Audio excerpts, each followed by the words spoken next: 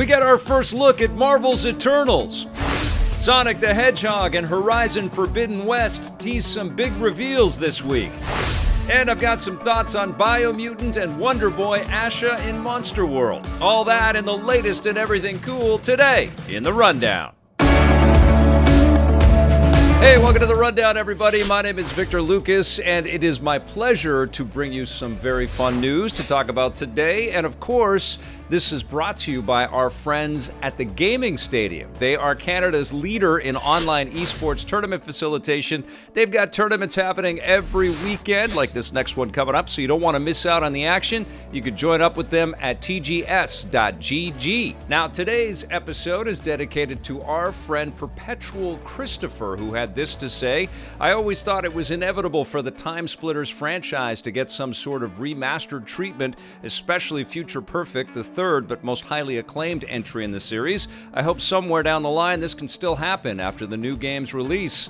And I think what's going on is that this Time Splitters, this new reinvention that's happening, is getting everybody talking about the glory days, especially thinking back to the days of Rare, and thinking about what this means not only for THQ Nordic and the new Free Radical, but for other franchises out there as well. And certainly Mass Effect Legendary Edition's doing that right now too.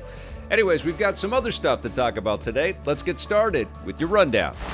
Yesterday, Marvel dropped a very nice teaser for their brand new Eternals movie. This is their new collection of superheroes. They're actually not new because they've been around since the 1970s. Chloe Zhao is the filmmaker that's going to be leading the charge on this movie, or has led the charge in this movie. It was supposed to come out last year, but of course it has not because of, well, I think you guys know what's going on. Anyways, it's coming out this November, and we got a nice little taste of this cast of thousands that's in the movie. There are a lot of really, really solid actors and performers in here, some surprising choices. We've got Richard Madden, who was on Game of Thrones, Angelina Jolie, Salma Hayek, Kumail Nanjiani is part of the cast members in here, and it's got a kind of an ethereal, magical, outer space, cosmic kind of vibe. These are kind of they're gods on Earth, which I think you can kind of levy at a lot of the superheroes. But what they kind of talk about in this trailer is that they've been silently watching the world and seeing some of the choices that they make. Also, I guess, talking a little bit about some of the super heroics that have transpired. And it really does feel like this new super team that we're going to get to know is incredibly powerful. I like that there's a little bit of a sense of humor about their integration and what they've witnessed with the Avengers. And one of them at the end of the trailer sort of suggests maybe I could be the new leader, and I like the kind of sense of humor that they have around there. We don't get a really big sense of who these characters are as people. We see them throughout ages, and we see that there's some relationships and stuff, but there's a great deal of mystery, unless, of course, you're one of the people that has read all of the Eternals comics over the years, and you know exactly what Marvel's got planning here. But I like the imagery. I certainly liked the kind of naturalism that Chloe Zhao just showed off in Nomadland. It kind of applied to a superhero tale like this. This is a bit of a strange one. It's kind of like Earth's first Comic-Con. We don't normally see the superheroes just sort of standing there like that, do we? It's like a good look at their costumes. It's definitely intriguing, but I don't think, and I don't know how you guys feel about this, but I haven't really seen the effect or the cool sort of character hook that is making me go, oh my God, we've never seen anything like this in Marvel before, and I cannot wait to see. I mean, even this is kind of like an Avengers dinner table scene in a way, but with characters that we don't really know yet. But I am a fan of the filmmaker. She really impressed me with Nomadland. I'm also a fan of Marvel bringing up a lot of second and third tier superheroes, characters that we don't really know, and then making us care about them. They've done that time and again over the years. So I'm expecting big things. I'm also a fan of Marvel taking risks and trying new things and trying to kind of come at this in a bunch of different ways. I want to know what you guys think, though. Are you excited about Eternals? It's coming out finally this year in November. I know people have been waiting for this for a long time, especially the cast of thousands that's in this movie. Kumail Nanjiani got all stacked for the film. He's all buff, and he's just been sort of waiting to show off the bod, and now he's going to finally do that in this new movie. I hope it's great, though. I am a huge MCU fan. But let me know what you guys think in the comments down below. All right, let's talk a little bit about some big announcements that are happening this week.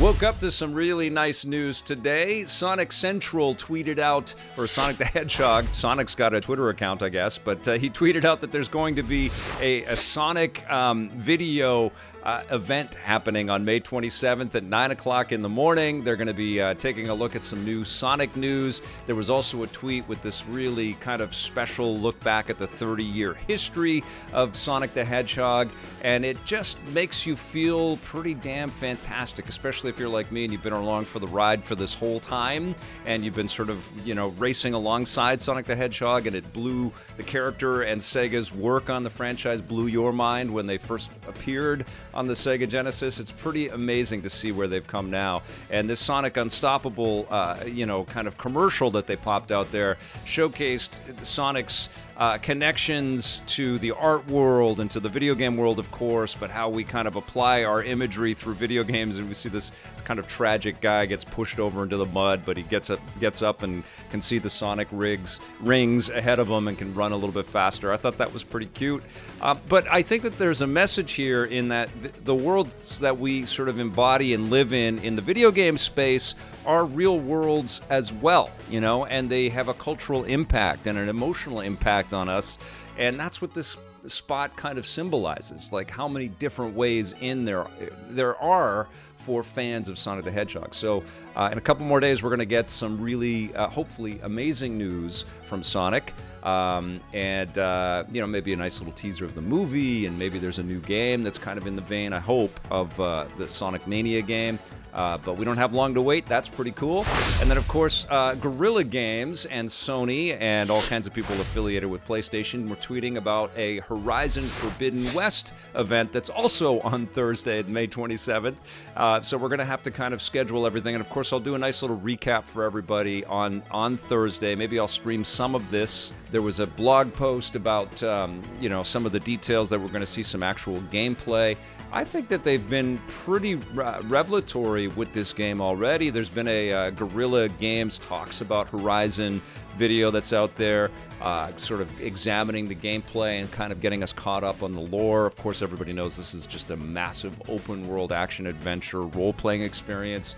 Lots of really interesting, mysterious connections to the reality that we know, but, fused with this hyper-reality and this surreality that they've got within the game. You see a lot of kind of Planet of the Apes style destroyed human environments in the background that are just very mysterious, I love the first game, so I'm very, very excited to see where Forbidden West takes us.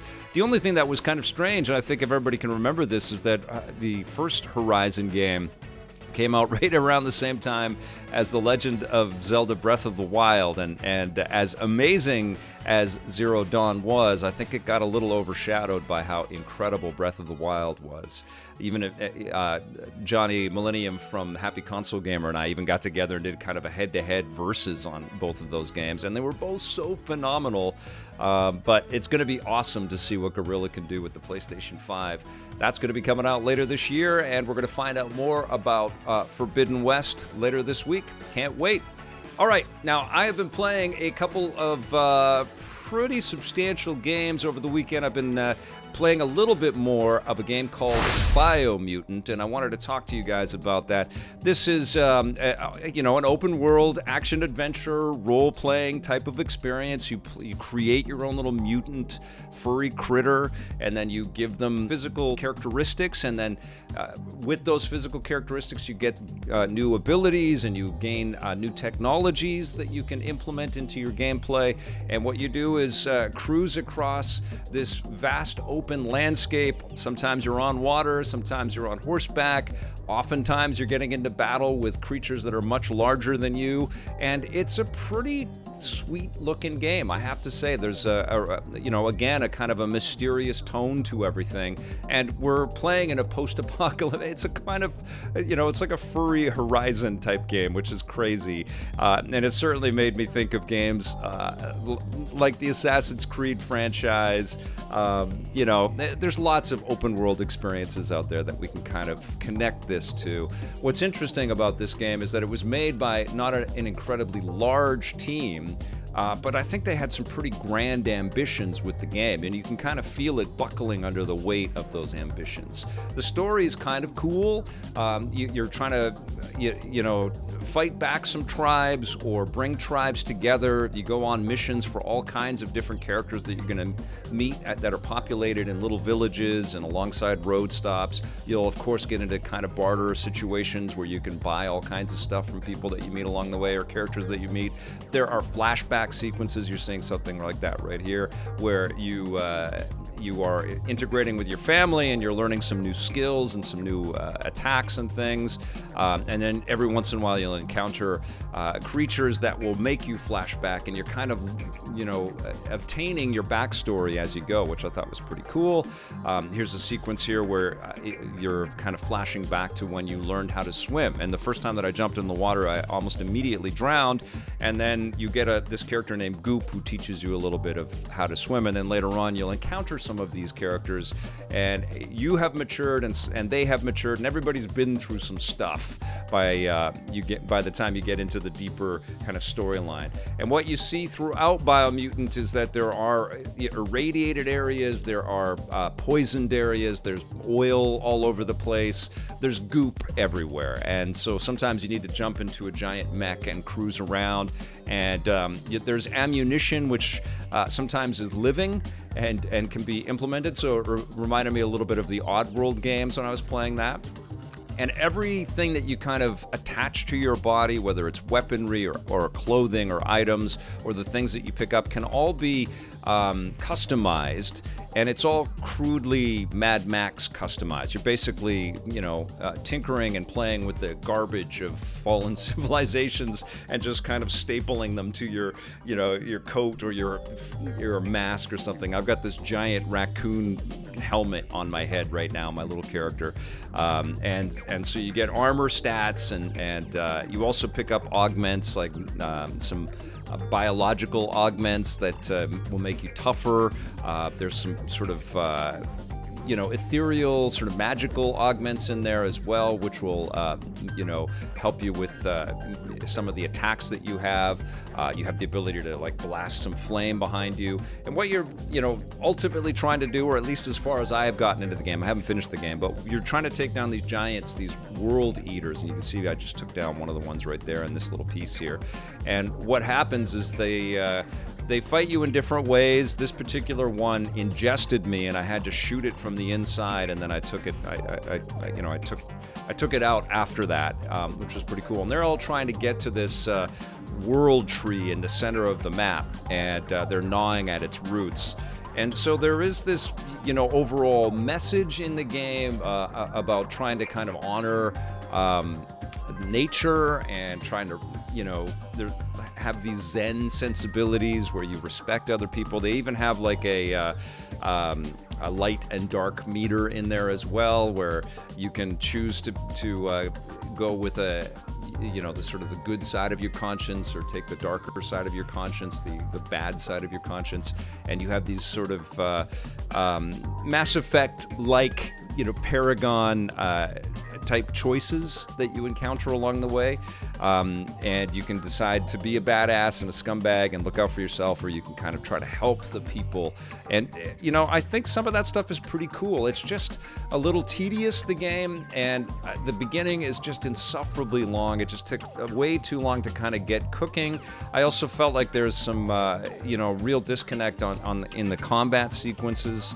This is no Ghost of Tsushima by any stretch of the imagination. It's not satisfying to take out the bad guys. You learn some pretty cool moves, and there's some pretty interesting animations. It just doesn't have that tactility. It doesn't really have the impact when you're knocking back some of the bad guys and some of the bosses. They're still cool looking though, and what I've found with the game is that it's enjoyable to chill into it. I think I saw somebody on the internet talking about this, that this is a good one to kind of sip and not to kind of get it all in the weekend, because there's a lot of stuff, there's a lot of detail, there's lots to see. It's a fairly robust game. It's not as tuned as the best open world experiences out there, but it's pretty impressive that this is a 20-person team that has built a game this large. It reminds me of, AA experiences that THQ and other publishers used to bring out for us back in the PlayStation 2 and Xbox 360 era. I guess it's PlayStation 3, Xbox 360 era, that sort of time span in there. There were lots of, swings, and not all of them were home runs, but there were lots of great AA experiences that were very fun to play. I didn't create a list for you guys right now to compare this to, but I think every one of us that has been gaming for a long time has lots of games that we have played that, maybe weren't the best of the AAA type of experiences out there, but they were still fun in their own right and still had their own ambition, and you still had some real joy out of them. And I think that this game is in there for sure. Now, I haven't finished it. I haven't gotten quite far enough that I can give it a score, but I do like it. I do like the game. Didn't like the beginning. I found it insufferable. One of the things that really bugs me about the game, although you can toggle it down, is you get into these dialogue sequences with all of these furry critters, and they won't speak to you in English. So you have this narrator that has to basically tell you what they're saying, but you hear them for a little bit, then you hear the narrator, and then you get into your choices. And so it's just this clunky, cumbersome kind of interface where it takes way too long to kind of get to the point and get the dialogue. And the way that they've set up your choices in dialogue isn't incredibly clear. I mean, that's what you can say about this game in general. It's clunky, it's clumsy, but there's so many details, and there's so much. It's ambition. There's so much ambition. There's so much effort to entertain us in this game that I think it's worth checking out. I really do. I'm going to play it some more, and I'll give you guys my final thoughts on the thing. But so far, I've been having a pretty good time with Biomutant.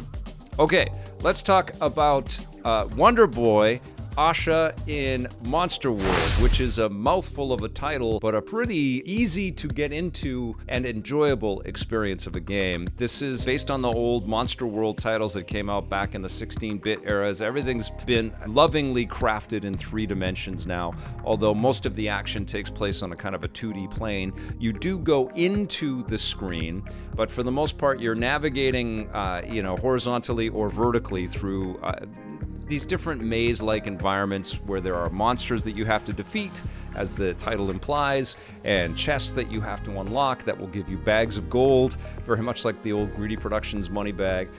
Sometimes you'll get bombs, sometimes you get little health power-ups like you get right there. If you collect 10 of those little teardrop things, you get an extra heart. And then you get magical equipment and stuff that you will pick up.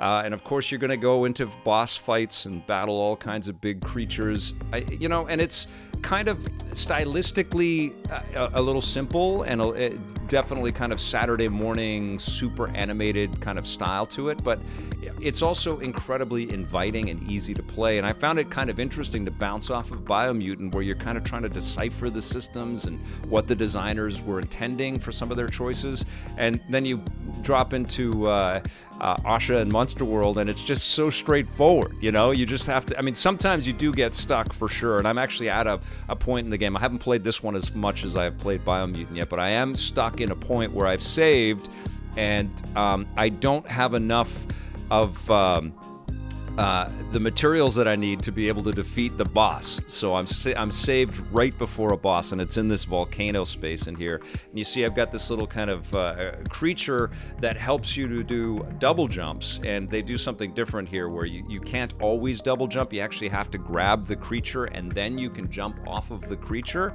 And so you have to call the creature to you, so that affects the timing, especially if you've done something like thrown the creature out a little ways, and then you have to bring it back to you, and you've got a platform that's moving, and so you've got to do it fairly quickly, and it can be a little bit frustrating. So it's definitely an easy game to play, but there are absolutely some interesting challenges along the way, and some patterns and some systems that you kind of have to figure out, because there'll be choke points. I mean, there just is. And but it's still elegantly crafted, and it's done with such love. It's hard to be upset with the game. I mean, I find it quite joyous, and I'm digging the music, and I'm digging the art style. I like the way that Asha even opens the chests. There's just this sense of levity and joy in this game.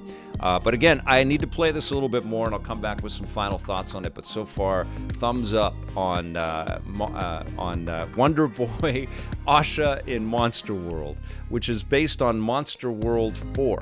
But yeah, been having a very good time with that. Okay, I've got a couple more things that I want to tell you guys about. I got a press release for a game called Stonefly today. This is made by the developers that brought out Creature in the Well a couple years ago, and this has been in development for a while. It's an action-adventure game where you get around with these little bug-like creations that you make. And so there's a combat kind of setup to everything, and it's you can customize all kinds of stuff with these different creatures. So it's a little bit like you're flying around like a garden and you're blasting away in these bug ships. But there's also a tremendous amount of strategy and lots of great little details, little Honey, I Shrunk the Kids kind of vibe around all of this stuff. It looks really cool, and it looks like there's been a lot of effort put into not just getting you into the action, but also building a whole world and a story around all of this stuff. This comes out on June 1st. I'm going to be getting a Switch code for this, so I will... it's out on everything, by the way. This is coming to all the platforms and the PC. I think it might already be in early access on Steam, but I'm looking forward to this. I was a little bit, my first blush, I'm like, well, it looks a little bit simple, and then you sort of see all of the different details, the customization options, and the different weaponry options that you have. It's a different take on it, this Lilliputian action vehicle-based combat scenario where you can fly around. Check back here for more on Stonefly. One last thing that I wanted to tell you guys about today. Today we got the news that Axiom Verge 2, which I've been dying to play, which was initially scheduled to come out last year, has been delayed. Thomas Happ, is working on this thing in solo, just like he did the first Axiom Verge game. And both of it, well, I haven't played this yet, but Axiom Verge was just phenomenal. It took me a couple kicks at it to really appreciate the game. I re-reviewed it just last year, actually, for the Nintendo Switch. It's an excellent fit on that platform, but you can pick it up for everything. I think this trailer actually is from the Wii version, or the Wii U version of the game. So it's been around for a while, but holy crap, do you need to play this game.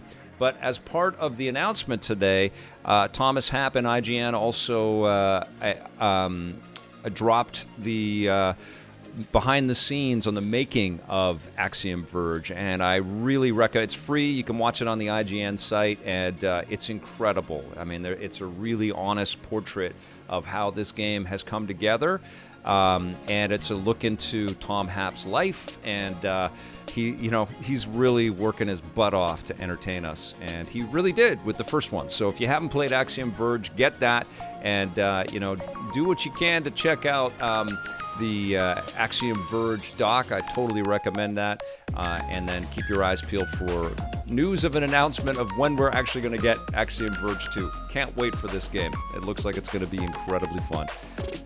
All right, you guys, that's going to do it for the rundown. Thank you so much for watching. I'll be back again tomorrow with a fresh episode for you, so please come back for that. But if you enjoyed the rundown, if you enjoy our content, please consider hitting that subscribe button and that little bell to be notified. Thank you so much to all of our subscribers and, of course, to all of our EPN members. You guys rock. We'll see you soon, and until then, play forever.